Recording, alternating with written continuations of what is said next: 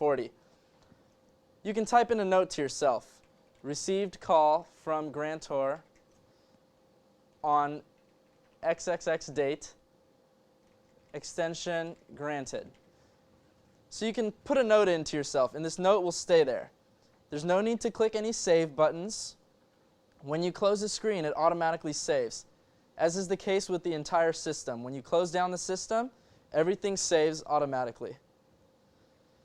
Down here, you'll see an attachment button.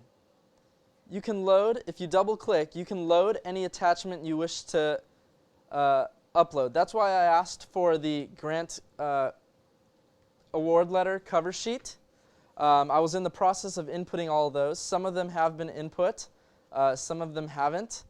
There was 120 grants, so it's a laborious task, but I will get it done before I'm done this summer.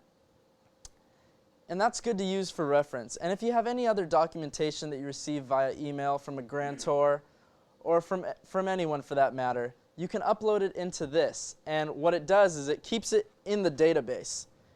It won't retrieve it off of your computer. Anyone can open the database, go to your grant, click the file, and it'll open on their computer. So it keeps the attachment within the database. And the way you add one is you just click Add, and then it opens up the browser window, and you can find the file on your computer, basically. In a lot of cases, we would have to scan the letter, put it in our file, and then upload it, right? We don't get electronic grant notifications. Mostly they're paper. But who knows in the future what may be the case. This allows for some flexibility. And for now, let's try uploading a file. Let's upload the grant management system. Oh, actually, no, that may be a bad idea. Let's let me see if I can find a file to upload. Okay, so if I go to the menu on the left, and I go down to public. If you can find public, then please click it. If you can't, don't worry about it. This is not a big deal. I'm just doing this for demonstration's sake.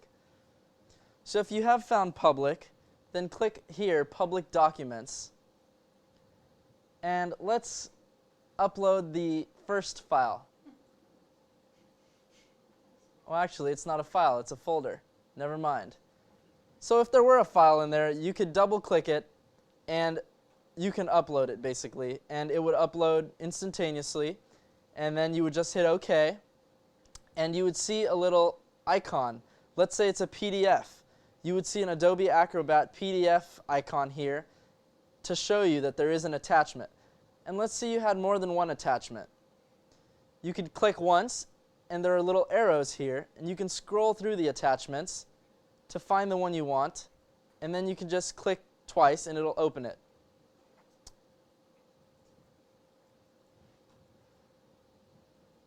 So right now there's nothing loaded, so the arrows aren't functional. On the right-hand column, you'll see the start date of the grant, the end date, the award amount, and the expenditure amount. Now, once we're finished inputting all of the grant recipients and the amounts, we are going to have it summated here, and then at the bottom, it will be deducted from the award amount to show the current balance, or the in-house amount. Now let's take a look at the second tab. So back to our 4 tabs here. I want to click on Grant Tasks. So let's say I'm Lulu Mendoza, and I've input my grant tasks. This is where they will appear. Now I'll show you how to add a new task a little later on, but for now I just wanted you to see that all the tasks are listed, the due dates are there, and the status is also available.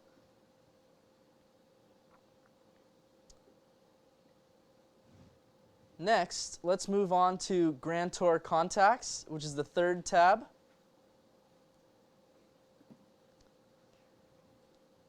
In this area, you can input the relevant contact information for whoever you're in correspondence with at your grantor agency. So for example, for this grant, we have Colin Flynn. If I need to get a hold of Colin, I'll just go to my grantor contacts, I'll pull it up, and I have the phone number there. Eventually, the more information, the better, because let's say one of you is on vacation and there's a matter that needs to be dealt with, and Thomas gets a phone call, or any of the accountant supervisors end up having to clarify something for the grantor, and they want to get in touch with them. Well, I'm sure that when you're sitting on a beach sipping a pina colada, the last thing you want is to see on your phone that you're receiving a phone call from the Baltimore City Health Department fiscal unit. So the supervisors can just log into the system and find the contact information and deal with it accordingly without having to bother you on your vacation time or if you're not in the office for some reason. Next, let's look at the Grant Recipients tab. So on this tab, we've basically taken the schedule of grant recipients off the iDrive. All the stuff that you've updated, I've input under each grant. So if you scroll to the right, you'll see all the exact same information. You'll see the organization name, the address, all the relevant information you need for the grantees. And to the right, you'll see the award amounts. And the award amount is totaled here. And again, there's a start date, there's an end date.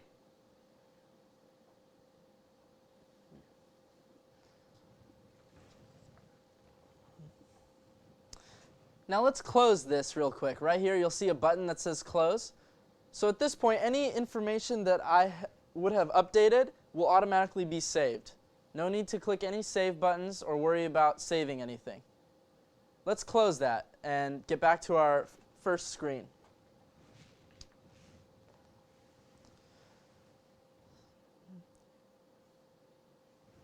So I'm going to show you guys another way to find your particular grants. Let's click on Navigation pane on the left of the screen. Let's click it once to open it up. And I'm looking at the Employees section, which is towards the bottom of that navigation pane. Right here at the bottom, I'm looking here. And I want to click on Employee Details. I want to double click that actually. The first one is Employee Details. Does everyone see that? Let's double click that. So by default, this is an alphabetical order by last name. The first one that popped up is Kathy Bentz. So if I'm Kathy Bentz, what happened? Okay. Huh?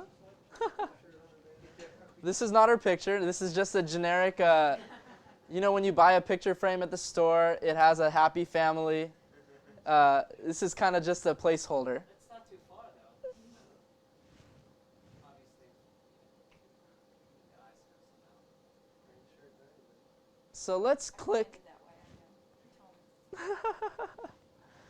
So this is just the contact information that pops up.